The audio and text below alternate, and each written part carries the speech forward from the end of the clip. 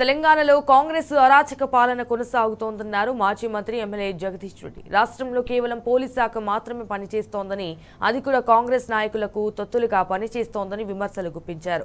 నల్గొండ జిల్లాలో ఇద్దరు మంత్రులు ఉన్న శుద్ధ దుండగాని ఆగ్రహం వ్యక్తం చేశారు. సాగర్ ఎస్ఎల్బీసీ కింద నీళ్లివ్వలేని, చావలేని, సత్తాలేని మంత్రులు జిల్లాల్లో ఉన్నారంటూ కూడా మండిపడ్డారు. కాంగ్రెస్ అధిష్టానం తెలంగాణకు ఏటీఎంలో మారిందంటూ కూడా ఇటు నిప్పులు చెరిగారు.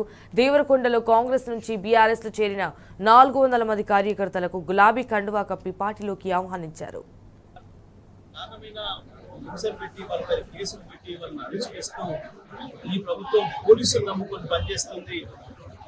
కాంగ్రెస్ పార్టీ ప్రభుత్వం వచ్చిన 2.5 ఏళ్లలో రాష్ట్రంలో ఏ ఒక్క శాఖ పనిచేసిన దాఖలాలు లేవు. అభివృద్ధి శాఖలు కానీ, సంక్షేమ శాఖలు కానీ, ఇరిగేషన్ శాఖతో సహా ఎవరు పనిచేసిన దాఖలా లేదు. ఒకే ఒక్క పోలీస్ వ్యవస్థ, అది కూడా పూర్తిగా ఎమ్మెల్యేలు, మంత్రులు, మండల కాంగ్రెస్ అధ్యక్షుల చేతిలో నడుస్తుంది. ఇవాళ ఒక ఎఫ్ఐఆర్ చేయాలి ఒక గ్రామంలో అంటే మండల పార్టీ అధ్యక్షుడితోనే ఎఫ్ఐఆర్ చేస్తున్నారు. కింది స్థాయి పోలీస్ అధికారులతో పాటు పోలీస్ అధికారులు కూడా పూర్తిగా వాళ్ళ నిబంధనలను పక్కన పెట్టి అధికార పార్టీకి తొత్తులుగా పనిచేస్తూ కేవలం కాంగ్రెస్ మేము బతికిస్తాం, మన కాంగ్రెస్ మేము కాపాడుతాం అనే పద్ధతిలో పనిచేస్తున్నారు.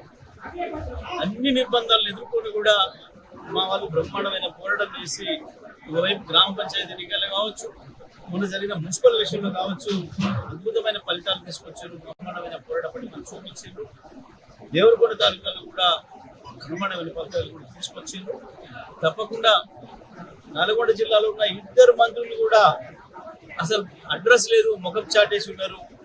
ఏ ఒక్కరు కూడా ఇంతవరకు అక్కడ తుంగతుర్తి మొదలుకొని ఇక్కడ దేవరకొండ వరకు, అటు భువనగిరి కావచ్చు, మిర్యాలగూడ కావచ్చు, సాగర్ కావచ్చు, అది ఇంకే కాన్స్టిట్యున్సీ కూడా పోయిన సందర్భం కూడా కనబడతలేదు.